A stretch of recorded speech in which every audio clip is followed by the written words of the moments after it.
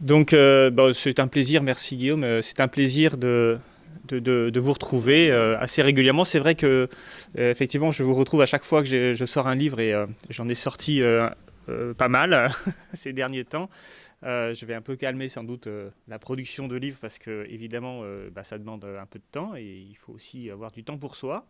Néanmoins, en fait, si on a voulu écrire un nouveau livre avec Coralie Delhomme sur les questions européennes, c'est évidemment pour profiter un peu des élections et de l'intérêt du public pour les questions européennes. Et donc ce livre dont Guillaume vous a parlé, 10 plus une question sur l'Union européenne, en fait on a vraiment voulu faire un petit livre, hein, c'est-à-dire un petit livre accessible au grand public, puisque justement il ne s'agit pas simplement de faire des gros livres avec l'idée comment dire, de faire du travail de recherche originale, mais il faut aussi que ce livre, que nos travaux soient accessibles dans un langage le plus simple possible.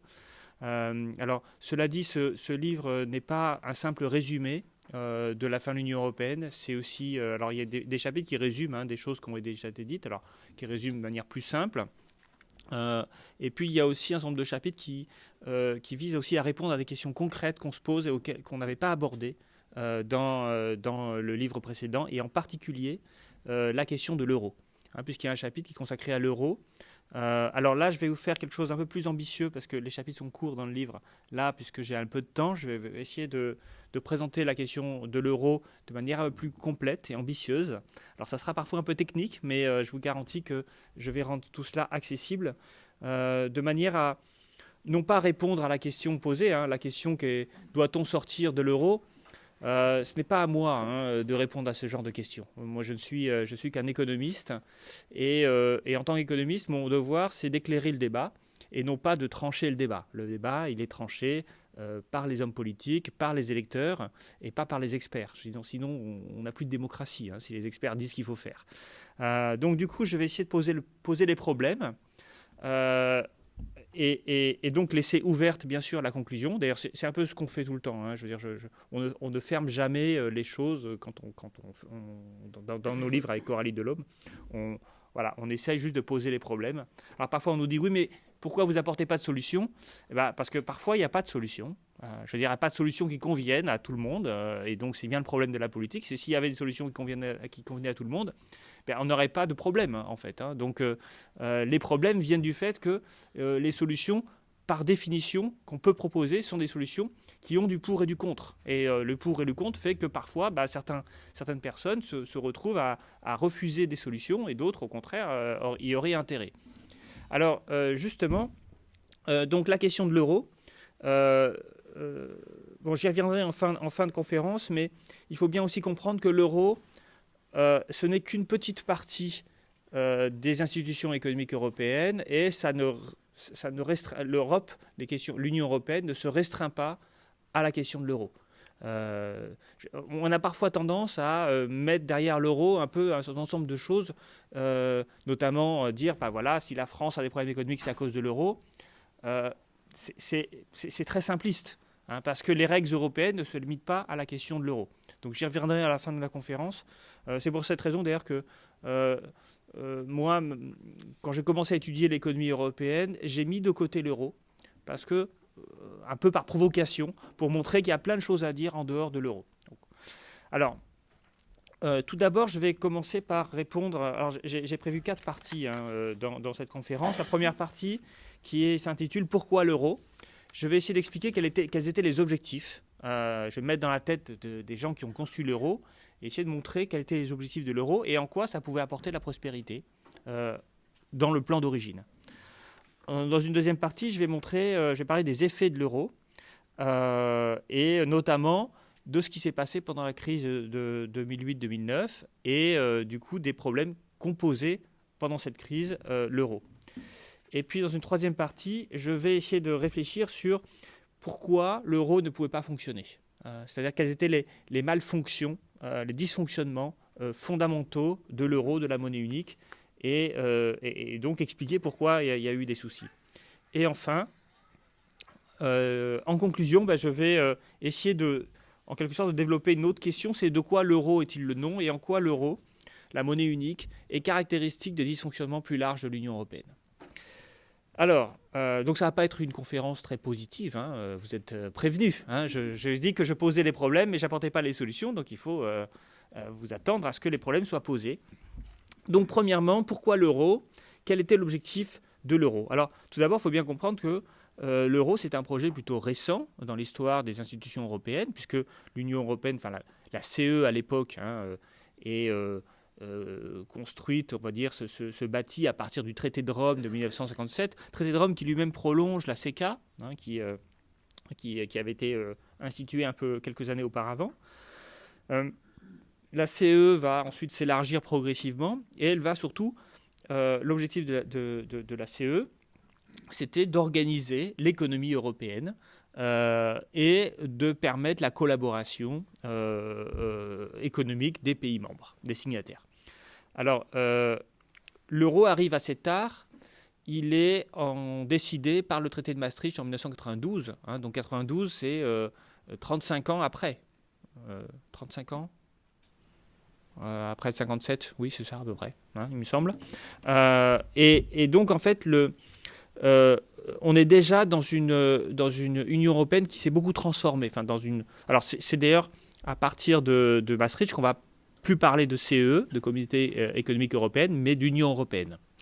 Mais en fait, le traité de Maastricht est un traité qui en fait va chercher à approfondir un traité antérieur, qui est sans doute le traité pour moi le plus révolutionnaire, qui est l'acte unique de 1986.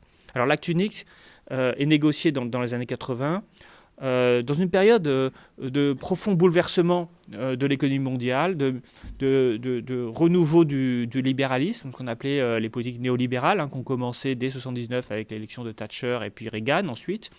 Et donc on est dans une époque où on croit vraiment au libéralisme. Et le marché unique vise en fait à approfondir le marché commun de la CE, c'est-à-dire à ajouter à la libre circulation des marchandises trois autres libertés: la libre circulation des personnes, la libre circulation des services et la libre circulation des capitaux. Derrière l'idée de la libre circulation des personnes et des capitaux, c'est l'idée d'approfondir le marché, de créer un véritable marché du travail européen et un véritable marché du capital aussi européen. Alors le problème, c'est que pour organiser une fluidité totale, notamment du marché des capitaux et du marché financier dans l'espace européen, il faut démanteler toutes les différences qui existent entre les pays, et en particulier les spécificités monétaires. C'est-à-dire concrètement, tant que les pays gardent chacun leur monnaie, il n'y a pas d'unité du marché financier et des systèmes de financement et du marché du capital. Donc en réalité, l'euro est construit, institué en 92, pour parachever l'unification économique et financière de l'Union européenne. Alors, quelles sont les conséquences a priori attendues? Alors, la première conséquence, c'est déjà de supprimer les barrières de change. Hein, puisque concrètement, auparavant, avant la monnaie unique, lorsqu'on voulait investir, acheter quelque chose en Allemagne qui était français, il fallait qu'on convertisse ses francs en Deutsche Mark, et inversement, on devait convertir les Deutsche Mark en francs. Donc là, si on a la même monnaie, on n'a plus cette barrière, on n'a plus besoin de convertir ces monnaies. Alors ça permet aussi de diminuer les coûts de transaction, hein, puisqu'il n'y a pas des frais de change dans les flux financiers une fois qu'on a tous la même monnaie. Alors deuxième aspect qui est extrêmement important, c'est la sécurisation des flux financiers. Alors pourquoi sécurisation? Parce que certes, en 92, lorsqu'on signe Maastricht, on a des monnaies nationales, mais on a aussi le système monétaire européen, qui instaure des taux de change fixes entre les pays. Cependant, on a aussi vécu, 92, c'est aussi la crise du SME, du système monétaire européen, crise du SME qui est liée à des spéculations contre la livre sterling et contre la lire italienne, et aussi contre la pesetas. Bref, on a l'explosion du système monétaire européen avec la sortie de la livre, de la lire et de la peseta des taux de change fixes. Et même la France va instaurer un système de change bien plus flexible qu'auparavant. Alors, le problème, c'est que les taux de change sont soit fixes, soit flexibles, en quelque sorte. S'ils sont flexibles, ils sont décidés par les marchés financiers, il n'y a pas de spéculation, il n'y a pas de dévaluation. Mais ça veut dire que les cours des monnaies varient constamment d'un jour à l'autre. C'est le régime qu'on a, par exemple, entre l'euro et le dollar, où le taux du dollar peut varier très fortement. Alors, le problème que ça pose pour un investisseur, c'est que ça crée un risque, ce qu'on appelle le risque de change. C'est-à-dire que vous prêtez de l'argent, vous êtes français, par exemple, vous prêtez de l'argent en Allemagne, vous les prêtez en Deutsche Mark, le cours du Deutsche Mark diminue, eh bien, vous vous retrouvez avec moins d'argent en francs auparavant, puisque le taux de conversion va varier d'un moment à l'autre, alors d'un jour à l'autre. Donc, qu'est-ce que ça veut dire? Ça veut dire que les investisseurs, eh bien, ils ont tendance à aller investir dans un pays avec une monnaie différente et un taux de change fixe, un taux de change flexible, qu'avec circonscription, en faisant attention, si je puis dire, et en se prémunisant contre le risque de quoi? D'être remboursé moins que ce qu'ils avaient prêté au départ, puisque les variations des taux de change font qu'on peut être remboursé moins, donc on peut subir une perte. Donc évidemment, une monnaie commune, unique plus précisément, va de fait supprimer le risque de change et donc garantir la sécurisation des flux financiers. Pour éviter ces risques de change, on avait donc constitué le SME, Système monétaire européen, qui introduisait des taux de change fixes entre les monnaies. Alors ça, c'était très bien, sauf que ce qui s'est passé en 1992 démontre que le taux de change fixe n'est pas une garantie absolue contre le risque, puisque avec la spéculation, on peut attaquer des monnaies, et c'est ce qui s'est passé, la livre sterling, parce que dans le taux de change fixe, il faut que les banques centrales s'engagent à défendre leur monnaie. Mais elles ont des fonds limités pour cela. Et donc lorsque la spéculation se déchaîne, une banque centrale ne peut plus défendre sa propre monnaie.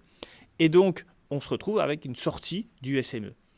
L'euro, la monnaie unique, permet donc d'avoir des changes, un autre régime de change qui est en réalité la disparition, un taux de change qui est cette fois-ci non pas flexible mais rigide, mais en fait éternel, si je puis dire. Un taux de change inamovible entre les monnaies. C'est-à-dire, une fois pour toutes, en quelque sorte, les parités entre le Deutsche Mark et le franc français seront fixées et ne pourront plus jamais évoluer. Donc évidemment, c'est une arme radicale contre la spéculation, mais d'un autre côté, et nous le verrons plus tard, ça va rigidifier un certain nombre d'aspects de l'économie et ça va créer en réalité d'autres problèmes. Donc, l'objectif, c'est donc de faire circuler plus simplement, plus facilement, à moindre coût, les flux financiers d'un pays à l'autre, d'un pays membre de la zone euro à un autre. Alors, quel est finalement l'intérêt de cela? Alors bien sûr, l'intérêt, c'est on va diminuer un certain nombre de coûts de transaction. Mais ce n'est pas le seul intérêt de la création de la monnaie unique. En réalité, le véritable intérêt, ce que recherchaient les concepteurs de la monnaie unique, était d'agrandir la taille et la profondeur des marchés financiers partout en Europe. Alors pour essayer de comprendre, il faut se rappeler de ce que c'est qu'un marché financier. Un marché financier, c'est un marché, donc ça met en relation des acheteurs et des demandeurs comme tout marché. Or, dans un marché financier, on a deux types d'agents, les agents créanciers et les agents débiteurs. Donc les agents créanciers, ils ont de l'épargne, ils ne savent pas quoi en faire. Et les agents débiteurs, eux, ils ont besoin d'investir et donc ils ont besoin de l'épargne des agents créanciers. Et ce qui se passe, c'est que dans un petit pays, par exemple la Grèce ou le Portugal ou même le Luxembourg, si on a une monnaie spécifique, en général, en raison des risques de change qui peuvent exister, le créancier va chercher à prêter dans son propre pays et il va avoir un marché tout petit et inversement pour le débiteur. Alors, la taille du marché détermine en réalité quelque chose qui est très important dans les marchés financiers, une dimension très importante des actifs financiers, qui est ce qu'on appelle la liquidité. La liquidité d'un actif représente la capacité qu'on a de revendre cet actif sans perte. Et voyez-vous, par exemple, vous avez acheté un titre financier qui peut être par exemple une obligation, par exemple une obligation publique, une obligation d'État. Une obligation, c'est un titre de dette émis par un agent, généralement, très souvent un État, ça peut être aussi des grandes entreprises. Ce qui vous intéresse, c'est que, en gros, vous prêtez en quelque sorte à la personne qui a émis l'obligation, Mais ce qui intéresse l'acheteur d'une obligation, c'est que l'obligation est ce qu'on appelle un titre négociable. C'est-à-dire qu'à tout moment, il peut être revendu sur le marché financier. Ça veut dire qu'à tout moment, vous pouvez récupérer votre argent. Mais bien sûr, pour récupérer son argent, encore faut-il trouver un acheteur. Et donc, plus le marché financier est petit, plus ce sera difficile de trouver un acheteur. Et en créant une monnaie unique, eh bien, on unifie les marchés financiers de chaque pays et on permet donc de rendre plus profond le marché financier, donc d'avoir un nombre d'acheteurs potentiels pour ces titres bien plus important, puisqu'on n'est plus limité au marché national de la monnaie dans laquelle on a acheté le titre. Et donc ça va jouer sur tous les titres financiers type obligations, ça va jouer aussi sur les actions, et en réalité, ça va en quelque sorte fluidifier le marché financier. Ça va le fluidifier pour tous les pays, c'est-à-dire que tous les pays vont avoir un potentiel d'épargnants, d'acheteurs de titres plus important, y compris l'Allemagne, qui est le premier pays en termes de marché financier. Elle va pouvoir utiliser, non seulement compter sur son épargne nationale, qui est extrêmement abondante, mais aussi sur l'épargne de ses pays voisins, de l'Italie, de la France et même de la Grèce, pourquoi pas, puisqu'il y a des épargnants dans tous les pays.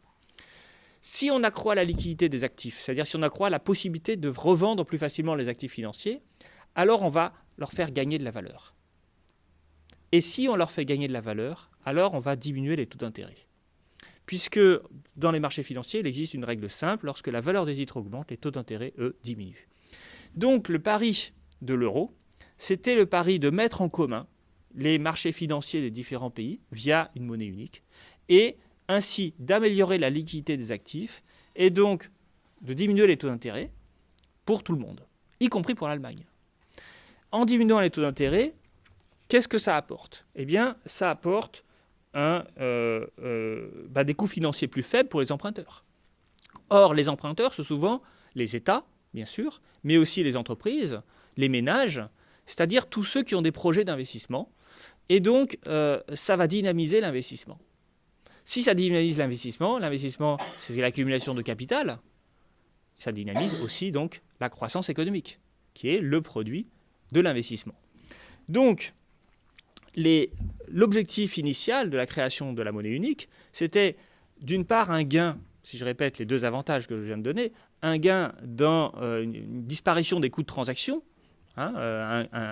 notamment des coûts de change, des coûts qu'il peut y avoir de passer d'un pays à l'autre, disparition du risque de change, mais plus fondamentalement, ça avait pour vocation d'agrandir la taille du marché, d'augmenter la liquidité des actifs, et donc de faire baisser les taux d'intérêt, et donc de favoriser l'investissement et la croissance économique. Et donc de baisser le chômage. Vous voyez, c'est ça qu'on vendait en 92. Mais il y a une réalité économique objective derrière ce raisonnement. Ce n'est pas un raisonnement absurde. Bon, alors comme vous le savez, on n'a pas créé la monnaie unique sans condition. On a aussi demandé aux pays d'assurer une forme des critères de convergence, alors qui ont été décidés à Maastricht, et puis qui ont été renforcés ensuite en 1997 avec le traité d'Amsterdam. Alors dans ces critères de convergence, il y avait des critères notamment d'inflation. Il fallait que les taux d'inflation se rapprochent, ce qui était logique, on va le voir tout à l'heure. Et il y avait aussi des critères qui pesaient sur les finances publiques. Et notamment les fameux 3% et 60%, comme vous le savez peut-être. Les États à Maastricht, on a demandé aux États d'éviter les déficits excessifs en considérant que tout déficit supérieur à 3% était de fait un déficit excessif. Et donc on a contraint les États à éviter contraint les États à éviter les déficits et donc à se restreindre dans la capacité d'emprunt en quelque sorte. Pourquoi a-t-on fait ça ? Quel était l'objectif de ces critères ? Alors oui, je le rappelle, ça c'était Maastricht. À Amsterdam, on a rajouté une autre échelle, c'est qu'on a dit qu'à terme, il fallait que les budgets des États soient équilibrés. Donc c'est-à-dire qu'on admettait des déséquilibres conjoncturels, c'est-à-dire des déficits liés à une baisse de croissance par exemple, ou à une moindre croissance, mais on demandait à Amsterdam, dès 1997, que les États aillent vers l'équilibre budgétaire et, en tout cas, que la dette ne dépasse pas les 60% du PIB. Alors pourquoi cette demande de la part, alors évidemment de la part de l'Allemagne, mais aussi d'autres économistes ? Eh bien, l'objectif, c'était d'éviter le risque de passagers clandestins, c'est-à-dire d'éviter que certains pays profitent de la diminution des taux d'intérêt, notamment les petits pays qui voyaient du coup l'étendue, leur profondeur de leur marché financier beaucoup augmenter. Pensez que, évidemment, le choc est beaucoup plus... le gain de l'euro est beaucoup plus grand pour un petit pays comme la Grèce que pour un grand pays, un pays qui est déjà grand, qui avait déjà une profondeur importante d'épargne sur laquelle il pouvait compter, qu'était l'Allemagne. Donc, ce qu'il fallait, c'était éviter que les petits pays profitent de l'ouverture de leur marché financier et de la baisse des taux d'intérêt pour trop emprunter, pour trop s'endetter. Pourquoi ? Parce qu'il y avait un problème de confiance. Parce que si les titres grecs peuvent être vendus non seulement en Grèce, mais aussi en France, en Allemagne ou ailleurs, eh bien, si jamais la Grèce fait défaut, c'est-à-dire refuse de rembourser sa dette, ça va peser non seulement sur les banques grecques, mais aussi sur les banques allemandes. Et donc là, bien sûr, les épargnants allemands disaient, mais attendez, si on fait tous la même monnaie, si on a tous la même monnaie, si on a tous le même marché financier, alors il faut qu'on fasse attention que les pays ne fassent pas n'importe quoi, notamment en matière de dette publique, pour que nous, on ait une épargne qui soit toujours sécurisée. Donc l'objectif des contraintes budgétaires de Maastricht et d'Amsterdam, c'était donc de sécuriser l'épargne de tous et d'éviter les risques de défauts souverains. Alors les défauts souverains, c'est quelque chose qui arrive assez régulièrement dans l'histoire économique, c'est lorsqu'un pays ne paye pas sa dette. Et bien sûr, lorsqu'il a emprunté auprès de sa propre population qui ne paye pas sa dette, eh bien c'est sa propre population qui subit les effets. Et comme ce pays peut être démocratique, eh bien il n'a pas envie de faire subir des pertes à sa propre population, sinon il est sanctionné immédiatement. Dans le cadre de la monnaie unique, eh bien, vous voyez bien le problème, c'est que la sanction, l'effet peut peser sur d'autres, sur les autres épargnants, et du coup, il n'y a plus ce mécanisme d'autorégulation qui pouvait exister. C'est là le sens des critères de convergence et donc des critères de Maastricht. Voici quel était le pari. Qu'est devenu maintenant, deuxième partie, qu'est devenu l'euro et quels effets a-t-il eu sur l'économie ? Alors, il y a deux types d'effets. Le premier effet, c'est, j'ai envie de dire, les effets de la période dorée, enchantée de l'euro, qui commence en 1999, au moment où on crée l'euro au sens économique du terme, et puis en 2002, c'est là sont introduits les prix en euros. La monnaie unique, en réalité, a été créée en 1999, mais les gens ne s'en sont aperçus qu'en 2002, c'est-à-dire au moment où ils ont eu les pièces. Auparavant, on utilisait encore des francs et des Deutschmark, mais concrètement, c'était la même monnaie. On avait la même banque centrale, etc. Donc, en 1999, c'est là qu'est créée la Banque centrale européenne, qui va gérer l'euro. Alors, jusqu'en 2008, jusqu'à la crise de 2007-2008, eh bien, on va avoir les effets positifs qui étaient anticipés. C'est-à-dire, premièrement, les taux d'intérêt auxquels les États empruntaient étaient, avant l'euro, extrêmement différents d'un pays à l'autre. Alors, je n'ai pas les chiffres en tête, mais ils étaient de l'ordre de 2-3% pour un pays comme l'Allemagne, et puis ils étaient de 4, 5, 6% parfois pour un pays comme la Grèce. Donc ça pouvait aller du simple au double, c'était des écarts très importants. Au moment où on va vers la monnaie unique, c'est-à-dire à la fin des années 80, à partir de 95-96 déjà, on voit apparaître une convergence. Cette convergence se renforce après 99, et on voit apparaître le deuxième effet dont j'ai parlé, c'est-à-dire la baisse de tous les taux d'intérêt, y compris les taux allemands. C'est-à-dire convergence et diminution des taux d'intérêt. Alors, plus les pays étaient petits, plus ils avaient besoin d'investir, plus la baisse des taux d'intérêt ont été profitables. Et on va voir apparaître donc un deuxième effet, la conséquence de la baisse des taux d'intérêt, c'est une forme de boom économique de l'Europe du Sud en particulier. J'ai envie de dire de l'Europe périphérique, puisque j'inclus l'Irlande. En fait, l'Europe qui était en retard et qui connaît des taux de croissance nettement supérieurs aux taux de croissance, par exemple, français et allemands. Alors, il y a une seule exception, c'est l'Italie. L'Italie ne connaît pas de croissance dans les années 2000. Donc, on peut vous dire que l'Union européenne est divisée, la zone euro est divisée en trois. Les pays périphériques, Grèce, Espagne, Portugal, Irlande, qui connaissent une forme de boom économique. Les pays centraux qui connaissent une croissance normale, en fait, qui n'a pas beaucoup changé. La baisse des taux d'intérêt n'a pas été extraordinaire.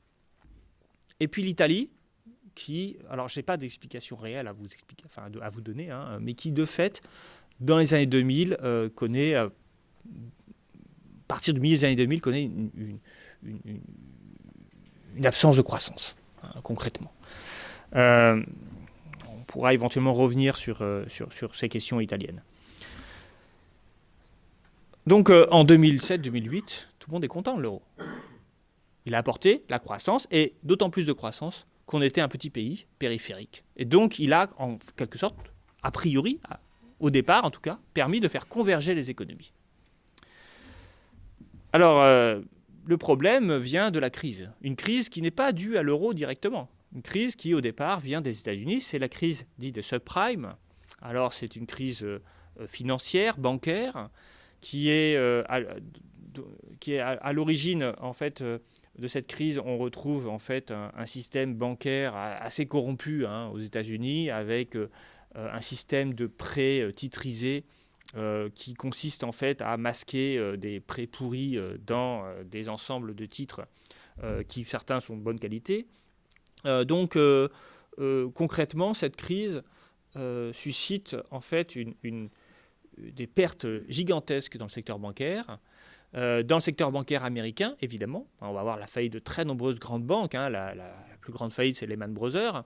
Mais également dans les banques du monde entier, en particulier des banques européennes. Pourquoi ? Parce que les Américains ont exporté dans le monde entier leurs titres pourris. Et donc les banques européennes ont elles aussi acheté ces titres pourris, et elles aussi sont en difficulté.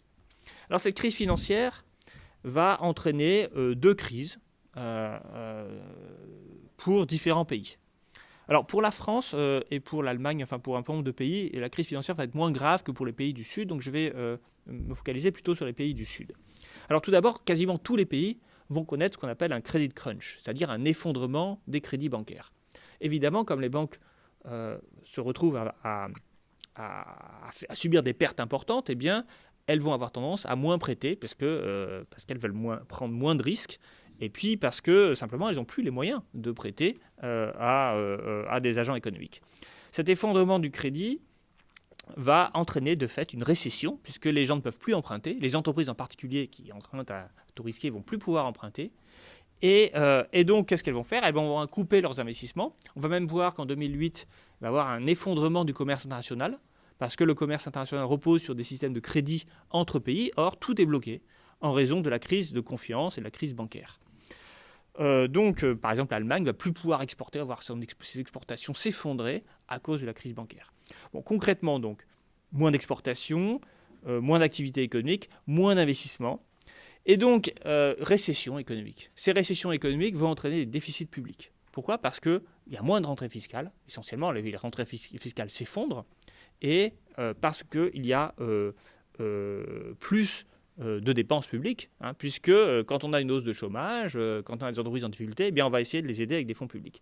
Et donc, conséquence de la baisse des rentrées fiscales et de la hausse des dépenses publiques, eh bien des déficits. Ces déficits vont monter à des niveaux très élevés dans tous les pays qui connaissent cette crise, y compris aux États-Unis, où ils vont très rapidement excéder les 10%.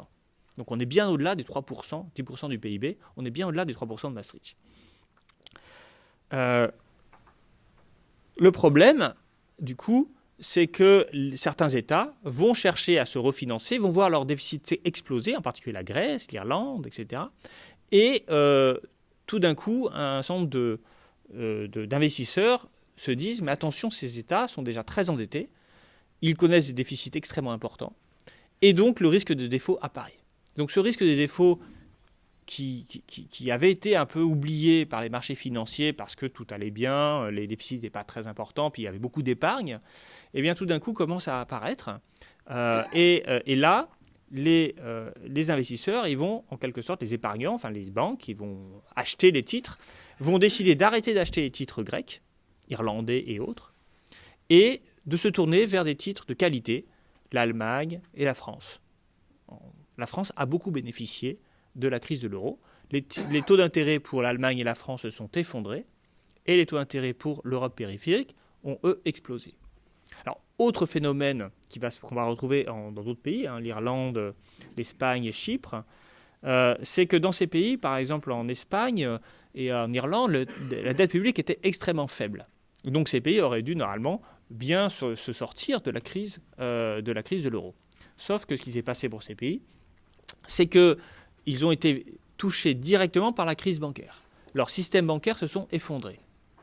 Et donc les États ont dû sauver... Alors, on dit souvent les États, ils sauvent les banques. En réalité, ils ne sauvent pas les banques, ils sauvent les épargnants et les déposants. Parce que quand les systèmes bancaires s'effondrent, eh bien, le risque, c'est que les déposants perdent leur argent. Et si les déposants perdent leur argent, ça veut dire que l'épargne des ménages et des entreprises disparaît. Et si cette épargne disparaît, tout s'arrête. Donc les gouvernants, notamment l'Irlande, a cherché à recapitaliser les banques pour éviter la disparition de l'épargne. Ça a coûté extrêmement cher. En Irlande, ça a fait exploser le déficit public, mais à un taux... Enfin, je crois qu'ils ont le record pour un pays développé des déficits publics, parce qu'une année, en 2009, je crois, ou 2008, l'une des deux années, ils ont connu un déficit public de plus de 30% du PIB. Donc, ils sont passés d'un État très peu endetté à, soudainement, un État extrêmement endetté. En plus, comme on compte la dette en fonction du PIB et que le PIB lui-même s'effondrait, vous voyez bien que ça a fait encore plus exploser les ratios dette sur PIB.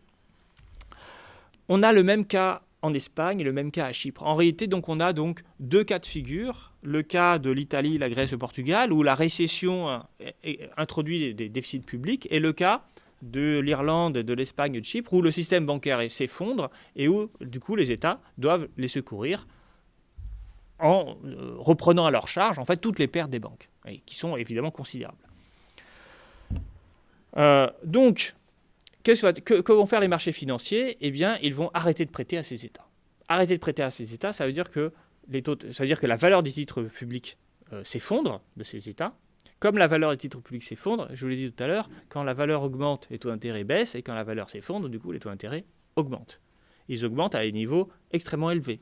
On arrive à des niveaux de taux d'intérêt pour les États, s'ils souhaitent s'emprunter, supérieurs à 10, 15, voire 20% pour la Grèce. Ça veut dire concrètement, c'est des taux annuels. Comprenez, vous voulez emprunter pour 10 ans, vous payez 25% d'intérêt. Bon, en fait, c'est pas possible. Donc la Grèce ne veut plus emprunter. L'Irlande ne veut plus emprunter. Le Portugal ne veut plus emprunter. Chypre ne veut plus emprunter. Donc qu'est-ce qu'ils font ? Eh bien, ils demandent aux pays qui peuvent encore emprunter, et qui voient même leur taux d'intérêt diminuer, d'emprunter à leur place. C'est ça que va faire... C'est en fait ça qu'on va faire en fait, pendant la crise de l'euro. Bon, les gouvernements européens vont prêter, vont créer des mécanismes de prêt. Alors, au départ, c'est des prêts bilatéraux entre États. La BCE aussi va acheter des titres pour baisser les taux d'intérêt. Et puis ensuite, ils vont créer des mécanismes ad hoc. Alors, au départ, c'est...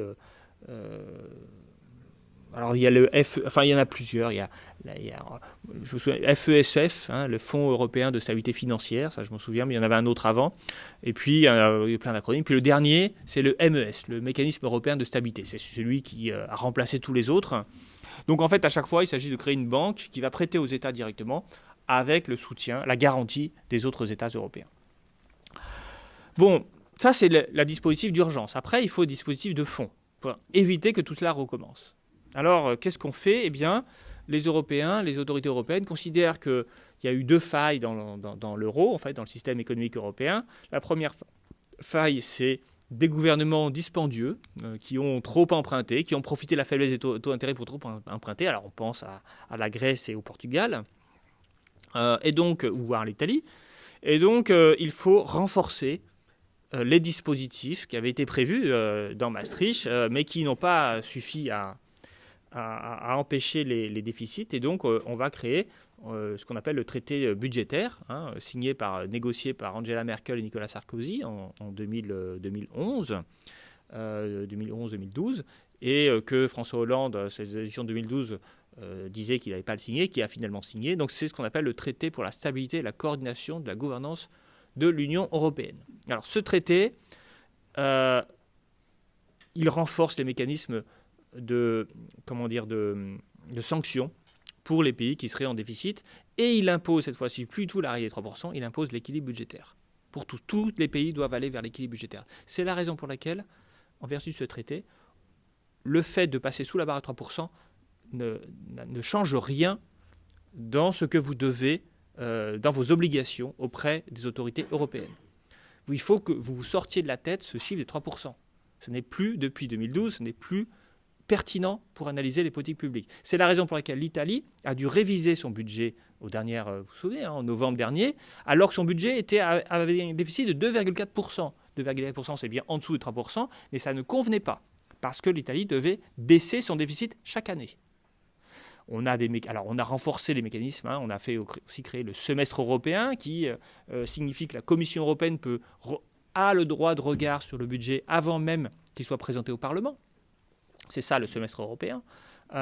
Et je vous ai dit, l'Italie, on l'a vu, des systèmes de sanctions si la direction prise par le budget ne va pas vers la réduction du déficit. Et le traité prévoit même que si vous êtes à 0% de déficit, ce n'est pas bien si votre dette publique est supérieure à 60%. Il faut réduire la dette, donc dégager des excédents budgétaires.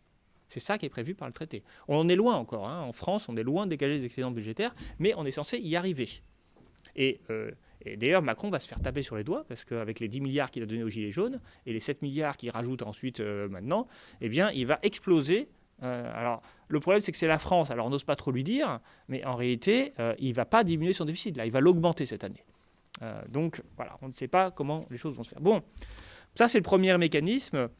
Alors, on voit les faiblesses de ce mécanisme, en fait. C'est-à-dire que concrètement, sanctionner un pays, c'est très compliqué. Même si les procédures de sanctions ont été automatisées par le TSCG, parce que concrètement, qu'est-ce que ça veut dire sanctionner un pays? Ça veut dire lui imposer une amende. Et le problème, c'est qu'une amende renforce le déficit. Donc vous aggravez le problème, en fait. Donc, en fait, on ne sait pas comment gérer les pays en déficit. Mais ça, c'est une autre chose. Deuxième élément, on a voulu renforcer la surveillance bancaire. Et donc ça, c'est ce qu'on appelle l'union bancaire. Alors une union bancaire qui est encore incomplète. On pourra y revenir si vous voulez, mais en gros, il a été demandé aux pays que les banques, ce qu'on appelle les banques systémiques, c'est-à-dire les grosses banques qui menacent les budgets publics si elles s'effondrent, en fait, parce qu'il faut les sauver, parce qu'en fait, on ne peut pas les laisser s'effondrer. Eh bien, ces grosses banques, eh bien, elles doivent être surveillées, non pas par les autorités nationales, mais par la Banque Centrale Européenne directement. Donc, c'est la Banque Centrale Européenne qui se charge de surveiller les banques systémiques. Pour les petites banques, on ne va pas s'embêter avec les petites banques, mais les petites banques, quand elles font faillite, elles ne doivent pas être secourues par l'État. C'est-à-dire qu'on interdit aux États de secourir les petites banques quand elles font faillite. Il faut les laisser faire faillite. Et il faut que les déposants, à la limite, qui perdent leur argent, s'ils doivent perdre leur argent. Je ne sais pas si vous vous souvenez, on a vu ça beaucoup sur Internet. Il est prévu qu'on ponctionne les comptes pour sauver les banques. Et les gens disent « Ah, c'est terrible ». Mais en fait, c'est ça que ça veut dire. Ce que je vous l'ai dit, si on sauve pas, les gens, ils veulent à la fois qu'on ne sauve pas les banques et qu'on sauve leur épargne. Mais ça, c'est pas possible.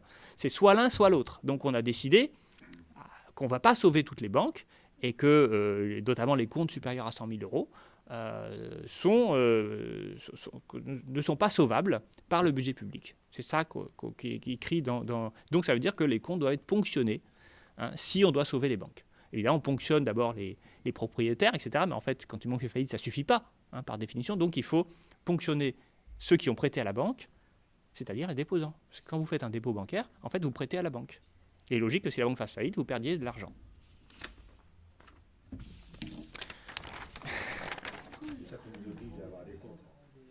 Oui, mais c'est comme ça. Alors, troisième partie. Bon, je vous ai expliqué comment les choses se sont passées. Et maintenant, je voudrais revenir sur pourquoi ça ne marche pas. Parce que vous avez compris, en fait, qu'on a créé la monnaie unique avec quelques ambitions. L'ambition que ça allait entraîner la prospérité, que cette monnaie unique s'est fracassée sur une crise financière qui venait même de l'extérieur, qu'on a essayé, du coup, de gérer cette crise financière comme on a pu, et qu'on a, du coup, renforcé les mécanismes qui étaient prévus au départ, déjà, via l'union bancaire et via le TSCG et le semestre européen. Mais le problème, c'est qu'on n'a pas changé le fond de l'euro. Et il faut se poser la question de savoir pourquoi certains pays ont fait faillite pendant la crise et d'autres n'ont pas fait faillite. Alors là, ça demanderait une très longue explication. Je ne vais pas le faire, mais je vais vous donner quelques éléments de réflexion parce qu'en réalité, la faillite des pays d'Europe périphérique n'est pas uniquement liée à l'euro. Elle est liée à plein d'autres facteurs dont j'ai déjà parlé d'ailleurs dans une conférence sur l'Union européenne. Et donc, cette fois-ci, je vais parler de l'euro. Pourquoi l'euro ne fonctionnait pas et pourquoi l'euro ne peut pas fonctionner. Alors tout d'abord, il faut expliquer ce que c'est qu'une monnaie unique. Une monnaie unique suppose deux éléments. l'unité monétaire. Tout d'abord, un taux de change, le même taux de change pour tous, je vais y revenir. Et puis, deuxièmement, une politique monétaire identique pour tous les pays. Et là aussi, je vais pouvoir développer tout à l'heure. Alors, commençons par le premier élément, un taux de change unique et inamovible. Alors, tout à l'heure, je vous ai dit qu'il y avait 3 politiques de change possibles. Le taux de change flexible. Dans le taux de change flexible, le cours des monnaies est décidé par les marchés financiers en fonction de la demande de monnaie des différents pays. Le taux de change fixe, c'est autre chose. Le taux de change fixe, c'est un taux de change qui est administré, garanti par les autorités nationales. Et pour garantir le taux de change, eh bien, on fait intervenir la Banque centrale qui a l'obligation de maintenir une parité d'échange entre sa monnaie et une autre monnaie, la monnaie avec laquelle on veut s'arrimer, à laquelle on veut s'arrimer. Un taux de change fixe suppose qu'il existe des monnaies différentes, bien sûr. Elle ne suppose pas une union monétaire, mais voilà. Et ça, c'était typiquement le système monétaire européen. Et puis, ce qu'on pourrait appeler un taux de change inamovible, c'est l'unité monétaire dont j'ai parlé. C'est lorsqu'on a créé l'euro, eh bien, on a supprimé toute possibilité des monnaies, on a supprimé les monnaies nationales, donc du coup, on a supprimé la possibilité de faire varier les cours des monnaies. Alors, la question qui doit se poser, c'est comment le change s'ajuste dans les 3 régimes de change dont j'ai parlé. Alors, le taux de change flexible, je l'ai dit, il s'ajuste en fonction des marchés financiers. Que vont regarder les marchés financiers ? Eh bien, ils vont regarder un indicateur, les besoins de financement de l'économie, ce qu'on appelle la balance courante. La balance courante est déterminée essentiellement par la balance commerciale. Pour le dire très vite, lorsqu'un pays exporte plus qu'elle importe, elle a une balance commerciale positive, et donc une balance courante qui sera elle aussi positive. Le fait que cette balance courante soit positive fait que ce pays sera considéré comme une forme de pays épargnant. Donc il va accumuler des devises dans ses réserves de banque centrale. Et en accumulant ces devises, eh bien, il va renforcer sa propre devise, qui va voir en général son taux de change s'apprécier. Inversement, un pays en déficit commercial va être en déficit de la balance courante, donc il va devoir se financer de l'extérieur, il va donc perdre ses devises, et donc ça va devenir de plus en plus difficile pour ce pays de maintenir un taux de change, élevé, donc sa monnaie va avoir tendance à se déprécier. Alors, ces dépréciations et appréciations monétaires, elles ont un avantage, c'est qu'elles tendent à corriger le problème d'elles-mêmes. Lorsqu'une monnaie se dévalue, que va-t-il se passer ? Concrètement, ça veut dire que le prix de ses exportations va être moins cher. Donc, elle va avoir tendance à exporter plus facilement sur les marchés étrangers. Or, j'ai dit tout à l'heure, lorsque une monnaie se déprécie, c'est en général que sa balance courante est déficitaire. Et si sa balance courante est déficitaire, c'est que sa balance commerciale est déficitaire. Donc, vous voyez un effet d'ajustement automatique. Lorsque votre balance commerciale est déficitaire, votre monnaie se déprécie sur les marchés financiers. Du coup, cela rend vos exportations moins chères et ça rend les importations plus chères. Et donc, ça va favoriser vos exportations et défavoriser vos importations. Le système s'ajuste de lui-même. On peut ainsi avoir une monnaie qui ne cesse de baisser, mais ça n'a pas de conséquences réelles sur l'économie.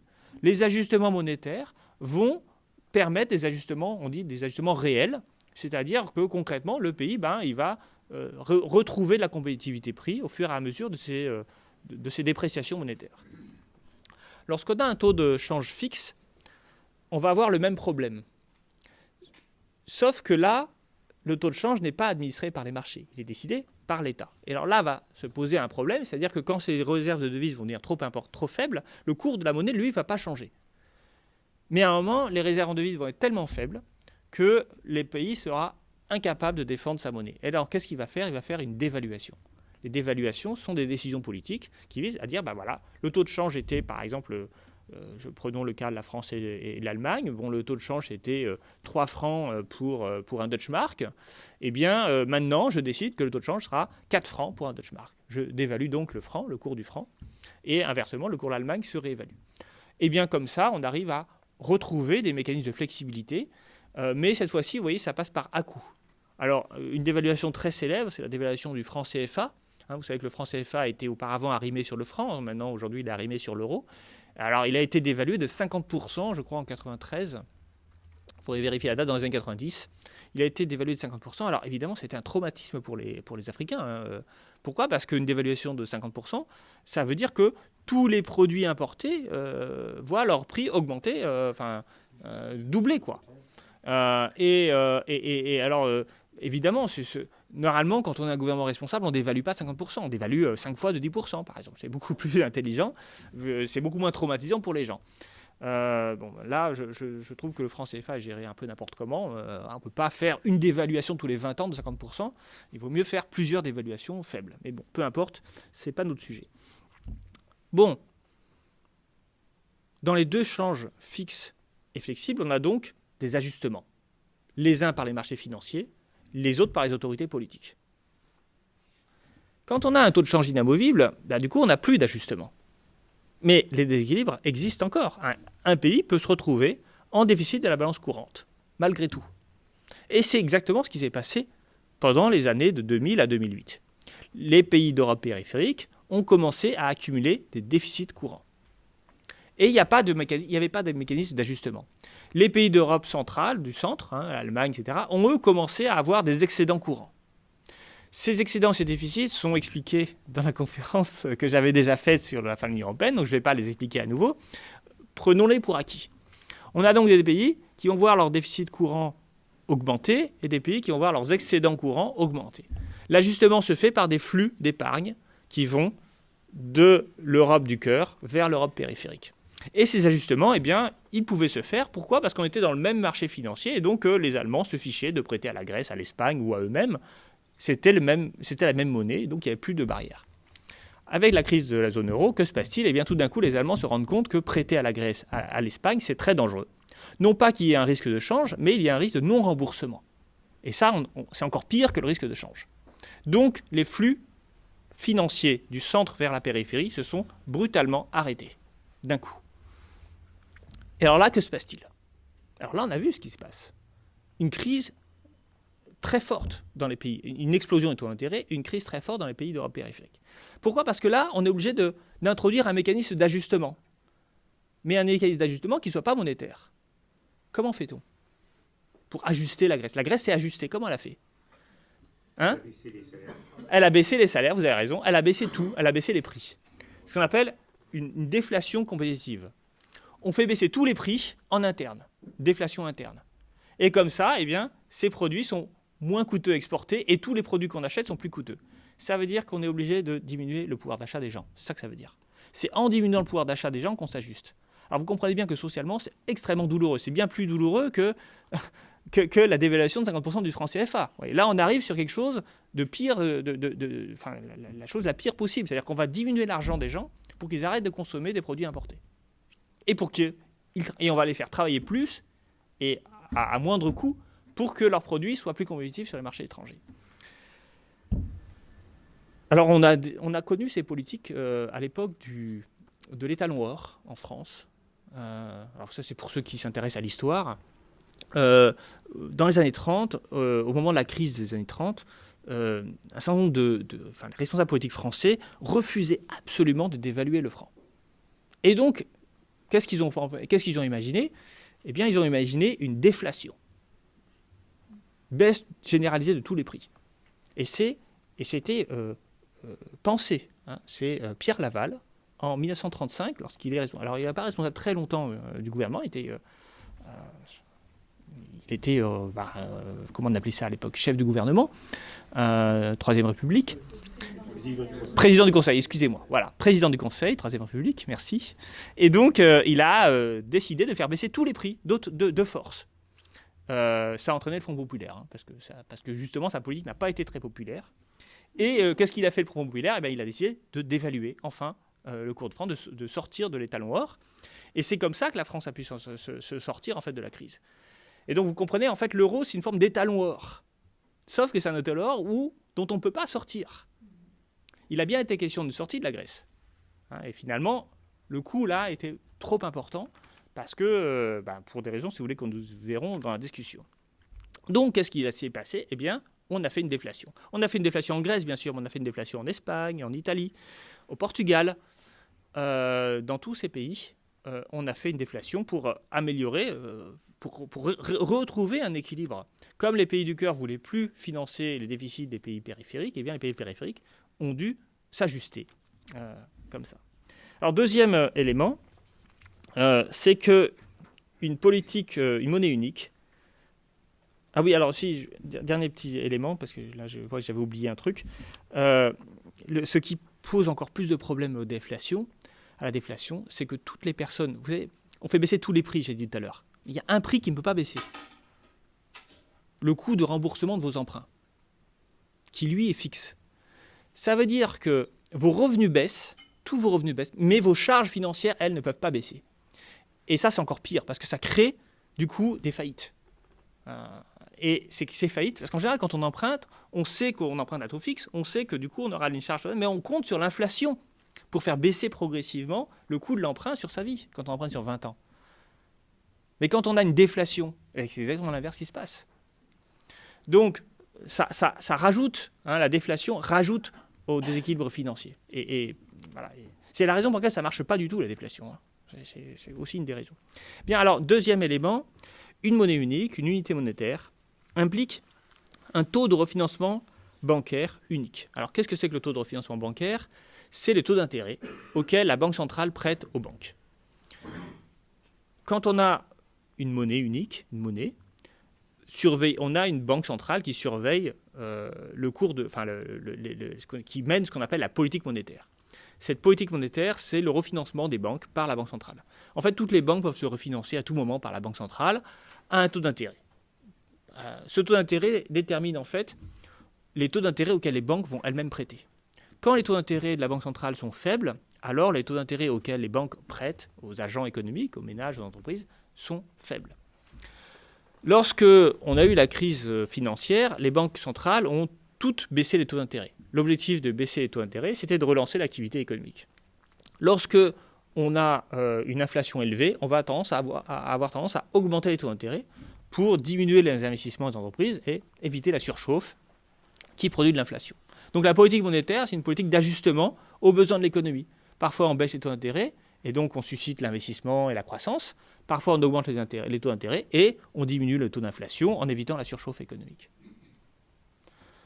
Le problème en Europe, c'est que vu qu'on a une seule banque centrale pour toute la zone euro, on a donc un seul taux d'intérêt de refinancement pour tous les pays de la zone euro. Et là se pose un problème. C'est que le taux d'intérêt d'une banque centrale doit être comparé au taux d'inflation. Pourquoi ? Parce que ce qui compte, ce n'est pas le taux d'intérêt nominal, mais c'est ce qu'on appelle le taux d'intérêt réel. Si vous avez un emprunt à 3% et une inflation à 2%, en réalité, votre taux d'intérêt n'est pas très élevé. Votre taux d'intérêt réel n'est pas très élevé. Il est aux alentours de 1%, la différence entre le taux d'intérêt nominal et le taux d'inflation. Si vous avez une inflation à 0% et un taux d'intérêt à 3%, là, votre taux d'intérêt réel est 3 fois plus élevé. Si vous avez une inflation à 5% et un taux d'intérêt nominal de 3%, alors là, vous gagnez de l'argent en empruntant. Votre taux d'intérêt devient négatif. Or, ce qui s'est passé depuis 2000, depuis qu'on a créé l'euro, c'est que les taux d'inflation des différents pays n'ont pas convergé. Tout à l'heure, je vous disais, il y a des pays qui étaient en forte croissance, des pays d'Europe périphérique, qui ont bénéficié de la baisse des taux d'intérêt, et des pays qui étaient en moindre croissance, les pays comme l'Allemagne et la France. Eh bien, tout cela avait des conséquences sur le taux d'inflation. Lorsque la croissance est forte, le taux d'inflation a tendance à être élevé. Et lorsque la croissance est faible, le taux d'inflation a tendance à être faible. L'Italie n'a pas eu beaucoup de croissance à partir du milieu des années 2000. Le taux d'inflation en Italie était très faible. Maintenant, vous avez une banque centrale, la BCE, qui doit mener la même politique de taux d'intérêt pour tous les pays. Mettons qu'elle dit, eh bien tiens, on va avoir un taux de refinancement bancaire de 2%. Les banques vont donc faire une petite marge, elles vont prêter à 3 ou 4%. Dans un pays, 3 ou 4%, c'est le taux d'inflation. Ça veut dire que les taux d'intérêt réels sont de 0. Ça veut dire que ça ne coûte rien d'emprunter. Conséquence, les gens vont emprunter. Ils vont emprunter pour tout et n'importe quoi. Il va y avoir un boom de l'immobilier. Il va y avoir des bulles spéculatives dans les marchés financiers. Pourquoi ? Parce que quand le taux d'intérêt réel est très faible, les gens empruntent. Mais comme il n'y a pas assez de maisons, eh bien les prix des maisons augmentent. C'est ce qui s'est passé en Espagne, en Irlande et même en partie en France. Mais lorsque vous êtes en situation italienne, vous avez une croissance quasiment de zéro. Votre inflation est elle aussi de zéro. 3-4% d'intérêt, c'est très élevé. Ça fait que votre taux d'emprunt est très cher. Votre coût de l'investissement est très important. Donc ça nuit à votre croissance économique. Qu'est-ce que doit faire une banque centrale lorsqu'elle a des pays avec 3-4% d'inflation et des pays avec 0% d'inflation? Quel est le bon taux d'intérêt? Le problème, c'est que en mettant un taux d'intérêt médian qui correspond en réalité à la réalité d'aucun pays, on va faire exploser les bulles immobilières et les bulles financières dans les pays en surchauffe, parce que eux, leur taux d'intérêt réel sera quasiment de zéro, donc ils vont être encore plus en surchauffe. Et pour les pays qui sont en récession ou en faible croissance, ça va être l'inverse. Les taux d'intérêt vont être égal à zéro, à 3 ou 4%, pardon, le taux d'inflation va être égal à zéro, les taux d'intérêt réels vont donc être égal à 3-4%, et ça va nuire à leurs investissements, et ça va donc les enfoncer dans la récession. Et vous voyez bien le problème. C'est que les pays, en fait, sont tous différents. C'est qu'une même politique monétaire, une même monnaie, alors que les réalités économiques sont différentes d'un pays à l'autre, ça ne peut pas fonctionner. J'en arrive donc à ma conclusion. De quoi l'euro est-il le nom? En fait, l'euro, je vous ai dit, c'est qu'un des aspects des institutions économiques de l'Union européenne. En réalité, l'institution majeure de l'Union européenne, ce n'est pas l'euro. C'est le marché unique, dont j'ai déjà parlé à la conférence que j'ai faite sur mon précédent livre. Le marché unique, c'est la libre circulation, c'est l'acte unique de 86, c'est la libre circulation des hommes et des capitaux. Ça a été très compliqué, c'est à ce moment-là qu'on a démantelé les services publics. C'est pour unifier le marché, pour permettre la libre circulation des services. Parce que quand vous avez des services publics nationaux, en monopole national, vous n'avez plus de libre concurrence et vous n'avez pas de libre circulation des services d'un pays à l'autre. Bon, en réalité, l'euro, ce qui est intéressant ici, ce que je viens de vous démontrer, c'est que l'euro est un outil en fait de rigidité. C'est-à-dire, c'est une règle auquel tous les pays doivent s'adapter. Exactement du même ordre que la règle de la concurrence libre et non faussée, par exemple. Donc, en fait, ce que j'essaie d'illustrer avec l'euro, c'est que c'est l'un des nombreux mécanismes de rigidité qui existent au sein de l'espace économique européen. Cette rigidité a été construite au nom du « tout le monde doit suivre les mêmes règles » parce qu'on veut que la concurrence soit libre et non faussée. Le problème, c'est qu'on a un peu oublié que les pays sont différents. Ils ont des histoires différentes, ils ont des sociologies différentes, ils ont des cultures différentes. Et ça a un impact sur l'économie, parce que l'économie, c'est le produit d'une société. Et les sociétés sont le produit de leur histoire et de leur géographie. Par exemple, l'exemple que vous avez pris la dernière fois quand j'avais parlé de l'Europe, c'est l'exemple des grands ports de la mer du Nord. Plus vous êtes éloigné de ces ports de la mer du Nord, plus les coûts logistiques sont élevés. Et ça, vous n'y pouvez rien. Si vous êtes en Grèce, vous n'avez pas accès à Rotterdam. Si vous êtes en Allemagne, vous y avez accès. Si vous êtes en Alsace, d'ailleurs, vous y avez accès. C'est pour ça que l'Alsace est une des régions françaises les plus industrialisées et les plus riches. Si vous êtes ici à Angers, vous n'avez accès à rien. À Angers, excusez-moi. À Nantes. Mais c'est pareil. Il n'y a pas de grand port à Nantes. Il n'y a pas de grand port industriel. En tout cas, ça n'a rien à voir avec Rotterdam.